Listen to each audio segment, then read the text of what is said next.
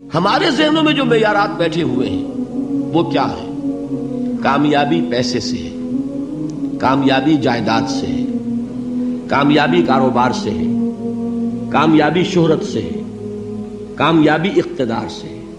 یہ معیارات ہیں. جو جتنا دولت مند اتنا کامیاب، جو جتنا مشہور اتنا کامیاب، جو جتنا پاپولر اتنا کامیاب، جو حکومت پر پہنچ گیا کامیاب، جس نے بڑا کاروبار جما لیا کامیاب، جس نے بہت جائیداد بنا لی کامیاب. یہی ہے اصل میں ساری بس کی گانٹھ. جو تصور کامیابی کا ہوگا اسی کے مطابق آپ کی بھاگ دوڑ ہوگی، اسی کے لیے جد و جہد ہوگی، اسی کے لیے توانائیاں صرف ہوں گی، اسی کے لیے دن رات کی مشقت ہوگی. یہ ہے اصل شے جس کی یہاں نفی ہو رہی ہے. کامیابی دولت سے نہیں، کامیابی شہرت سے نہیں، کامیابی اقتدار اور طاقت اور حکومت سے نہیں، بلکہ کامیابی ہے ایمان سے، عمل صالح سے، تواصی بالحق سے، تواصی بالصبر سے. آپ غور کیجئے اس نقطہ نظر کا، اس ایٹیچیوڈ کا، یہ جو مینٹل ایٹیچیوڈ ہے اس کا بدل جانا ہی انسانی شخصیت کے اندر انقلاب برپا کرے گا. اب آپ کا نتیجہ کیا نکلا؟ اگر تو دولت سے کامیابی ہوتی تو قارون بہت کامیاب تھا، اگر حکومت سے کامیابی ہوتی تو فرعون اور نمرود بہت کامیاب تھے. کامیابی ان سے نہیں ہے. کامیابی انسان دولت میں قارون کی دولت تک پہنچ جائے اور دنیا میں دبدبہ اور اقتدار اور سلطنت اور حکومت کے اعتبار سے وہ نمرود اور فرعون کا مقام حاصل کر لے، وہ ناکام ہے، خائب ہے، خاسر ہے، برباد ہے. اور ابو ذر غفاری کامیاب ہے، چاہے ان کے پاس کچھ نہیں تھا، جھونپڑی تک نہیں تھی، کوئی گھر نہیں تھا. حضور نے فرمایا ہے اللہ کے کچھ بندے ایسے ہوتے ہیں جو کسی محفل میں جانا چاہیں تو انہیں اجازت نہ ملے، جو کہیں اگر رشتہ کرنا چاہے کوئی ان سے رشتہ کرنے کو تیار نہ ہو، کہیں کوئی سفارش کرنا چاہے تو ان کی کوئی بات ہی نہ سنے. لیکن اللہ کے ہاں ان کا وہ مقام ہے کہ اگر بھولے سے بھی کسی بات پر قسم کھا بیٹھتے ہیں تو اللہ ان کی قسم کی لاج رکھتا ہے. یہ ہے فرق. یہ جان لیجیے اچھی طرح. اس بات کا مان لینا آسان، اس پر سبحان اللہ کہنا آسان، لیکن اس کے مطابق آپ کے اپنے ذہن کا بدل جانا بہت مشکل. اس لیے کہ ہم متاثر ہوتے ہیں اپنے ماحول سے. وہ بڑا محل ہے، دیکھ کر ایک دفعہ جھجری آتی ہے، وہ بڑی سی 20 فٹ لمبی کار سناٹے کے ساتھ آپ کے پاس سے گزر گئی.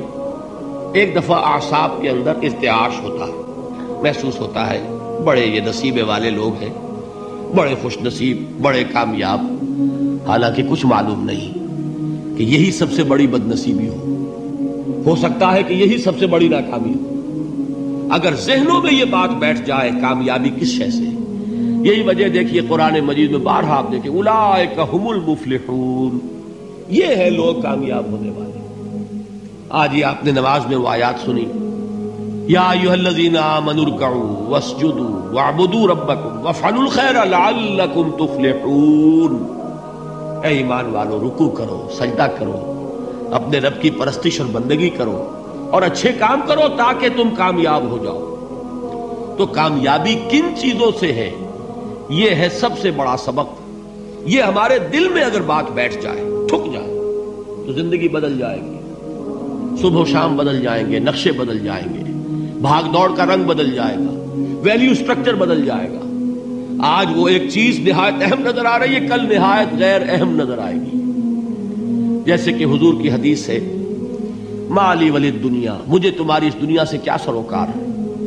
انما مثلی کراکب استظل تحت شجرۃ ثم راح فترکها، میری مثال تو اس سوار کی سی ہے جو تھوڑی دیر کے لیے ایک درخت کے سائے میں ٹھہرتا ہے سستانے کے لیے، پھر وہ اپنا راستہ لیتا ہے. اسے اس درخت سے مستقل تعلق اس کا نہیں ہے، وہ اس کا گھر نہیں، وہ اس کی منزل نہیں. اسی طرح یہ دنیا میرا گھر نہیں ہے. اب دیکھیے ہم کہتے ہیں انا للہ و انا الیہ راجعون، ہم تو مسافر ہیں، ہم اللہ کے پاس سے آئے، اللہ کی طرف ہمیں لوٹ جانا ہے. کن فی الدنیا کانک غریب و عابر سبیل، حضور فرماتے ہیں دنیا میں ایسے رہو جیسے کہ تم اجنبی ہو یا راہ چلتے مسافر ہو. لیکن یہ طرز عمل کب ہوگا؟ جبکہ یہ آیت ہمارے ذہنوں کے اندر بیٹھ گئی ہو. والعصر ان الانسان لفی خسر الا الذین آمنوا وعملوا الصالحات وتواصوا بالحق وتواصوا بالصبر. یہ ہے اصل بات جو میں نے عرض کیا تھا کہ میں بتاؤں گا صحابہ کیوں ایک دوسرے کو یاد دلاتے تھے. اس لیے کہ دیکھیے جیسے برف باری اگر ہو رہی ہو، آپ باہر نکلیں گے تو برف آپ کے کپڑوں پر جم جاتی ہے نا، تو آپ جھٹکتے ہیں کپڑوں کو تاکہ برف ہٹ جائے. ہمارے ایمان پر اس دنیا میں رہتے ہوئے جب ہم متاثر ہوتے ہیں ماحول سے تو گردہ آ جاتا ہے، برف پڑ جاتی ہے. اس کو جھٹکتے رہنے کی ضرورت ہے، اور وہ جھٹکنے کی بہترین اور مؤثر ترین شکل یہی ہے کہ یاد رکھو کامیابی ان چیزوں سے نہیں ہے. چمک دمک جو ہے دنیا کی، یہ ساری چمک دمک جو تمہیں رجھا رہی ہے، جو تمہیں اپنے اندر گم کیے ہوئے ہے. یہ لفظ گم پر اقبال کا وہ شعر یاد آ گیا کہ کافر کی یہ پہچان کے آفاق میں گم ہے، اور مومن کی یہ پہچان کے گم اس میں ہے آفاق. تم گم نہ ہو کر رہ جاؤ، اس میں مبہوت نہ ہو کر رہ جاؤ، مرعوب نہ ہو کر رہ جاؤ. دنیا ہی کی محبت تمہارے اوپر ڈیرے نہ ڈال دے، تمہارے دلوں کے اوپر مسلط نہ ہو جائے. لہذا تازہ کرتے رہا کرو والعصر ان الانسان لفی خسر الا الذین آمنوا وعملوا الصالحات وتواصوا بالحق وتواصوا بالصبر. پھر یاد کر لو، پھر تازہ کر لو اپنے اس یقین کو کہ کامیابی دولت سے نہیں، کامیابی ثروت سے نہیں، کامیابی اقتدار سے نہیں، کامیابی شہرت سے نہیں، کامیابی جائیداد سے نہیں. کامیابی ہے ایمان سے، کامیابی ہے عمل صالح سے، کامیابی ہے تواصی بالحق سے، کامیابی ہے تواصی بالصبر سے.